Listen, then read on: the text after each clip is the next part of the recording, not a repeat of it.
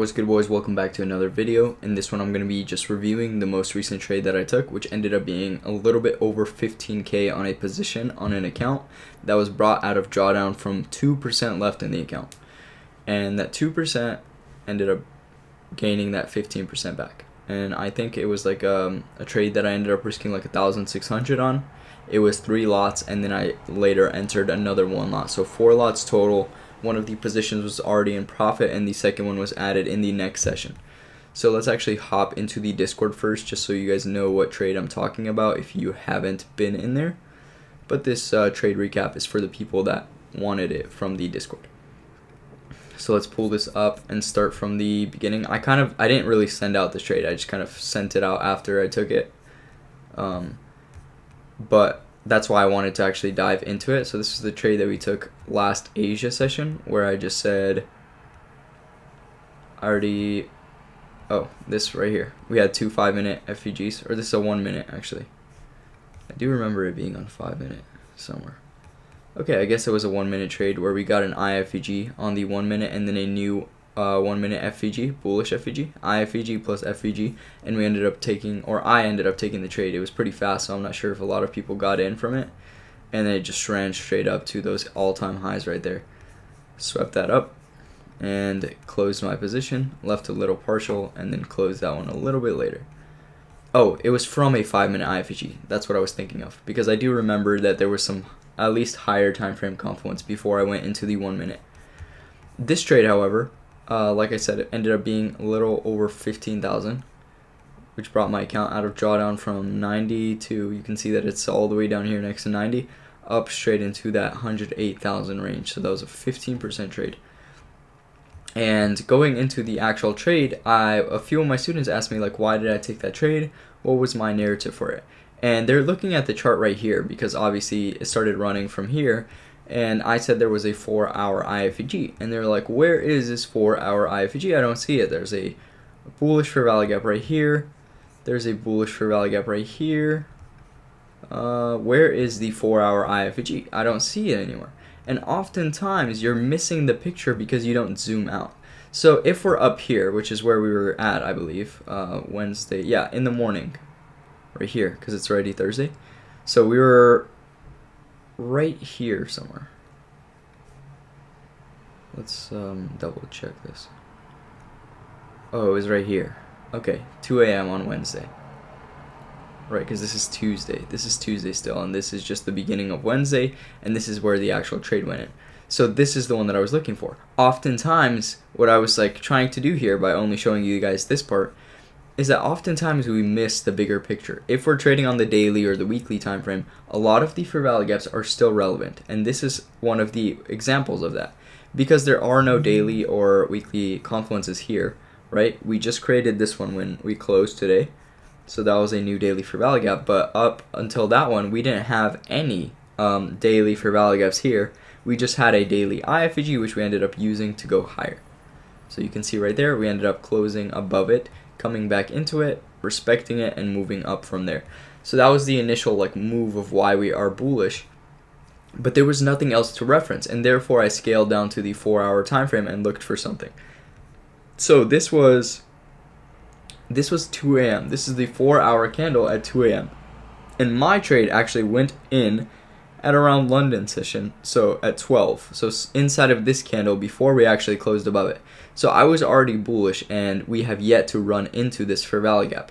So my anticipation during London session was that we actually run up back into it and close above it, because we are bullish. So if we're bullish and there's a bearish confluence, we're gonna run up and close it. So my first trade, if we look at the chart of how my entry looked, you can see right here 2934.8. So it's going to be a little different than this chart, but 293, oh, okay, it's just about the same. 2934.8 is right here at the bottom. So as soon as London session started, literally, because London session in my time zone is it's going to be 11 o'clock. So 11 o'clock, I'm getting ready for bed already, right? I'm just monitoring the trade until like 1, and I went to sleep. But 11 o'clock, it was the beginning of London session for me. And therefore, I took this trade and honestly got kind of lucky, because it was a 3-lot position, and that was the low of this move. And we ended up running straight up from it. just as I anticipated, towards the 4-hour FVG. So I was anticipating that we close above it, and inside of, I think, where does the 4-hour candle close? Let's look. This one opened at 6 a.m. So it closes at like 5:59. So you can see that right here at like the end of the 5 o'clock hour, we closed just above this 4-hour FVG, and it became an IFVG. So the next candles inside of this range came back in it and used it to go higher. And not only that, but I also layered in another position, which you can see right here. Why did I add another position to this? Because I was pretty confident, first of all, that we were going to reference this 4-hour IFVG to go higher. And if I'm confident that we're going to reference this one, and my entry's already at break even, and I'm confident that we're likely not going to actually dig down and take my entry out, then I will enter more positions. And in this case, I was confident because we also had this on the 1 hour. It's a bearish fair value gap that was inverted into a 1-hour IFVG. And this is a bullish IFVG. So when I saw this, that was my first step, right? Actually, that was my second step, because the first step is this 4-hour IFVG. So now that this is an IFVG, I was like, okay, I can look for another position. This one was last night, and then I ended up going to sleep, waking up, seeing that my position was in profit, and it's back here. So I open up the chart and I look at what's going on. And then I see this IFVG. That was my second step. So we're still respecting the 4-hour, and now we're respecting the 1 hour as well. My third step was time. And I have a model called quarterly theory, which a lot of my students are learning it. Quarterly theory, and some are already executing on it. Quarterly theory revolves around the 4 stages, and you could learn this publicly on YouTube. Right? There's a video by Days on it. But you have specific criteria, either a 30-minute or a 1-hour IFVG or FVG, right? I just need some confluence or inefficiency that's going to align with the candle that closes. So if this closes and at my expansion stage, it's already time, which in this case I saw that it was 9 o'clock and we were literally aligning perfectly with the 1-hour IFVG and the 4-hour IFVG, I was insanely confident in adding another position, especially because my position was already break even. We also had a bullish fair value gap right here, which it tapped into right here. So this was just honestly a really good setup where I saw everything aligning with each other. We had a IFVG on the 1 hour, we had a 4-hour IFVG.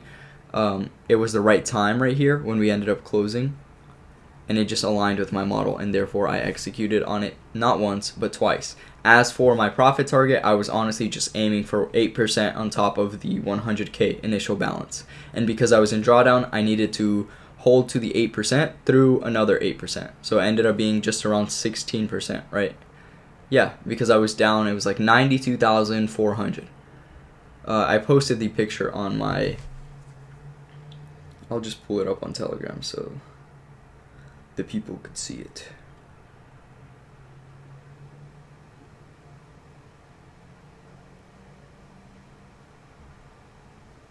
There you go. So this was before my TP was actually hit. Telegram. There you go. So the balance was 92,200, and it ended up getting all the way up to 108,000. So that was 16% total, which was a really good trade. Honestly, one of the best trades that I've taken, and just like I was able to hold because I'm used to this buy side on gold. I know that if I'm swing trading, then down the line I'm going to catch a trade that actually just ends up running with the trend. And that's what I look for. That's all I do. I wait for trades. I ended up like getting stopped out a few times, and that's why I was in drawdown.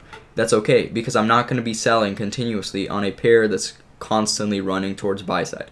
So instead I was aiming for buy positions, and therefore I took a lot of losses. What I teach a lot of people is that it's about being the best loser, right? That book, The Best Loser Wins.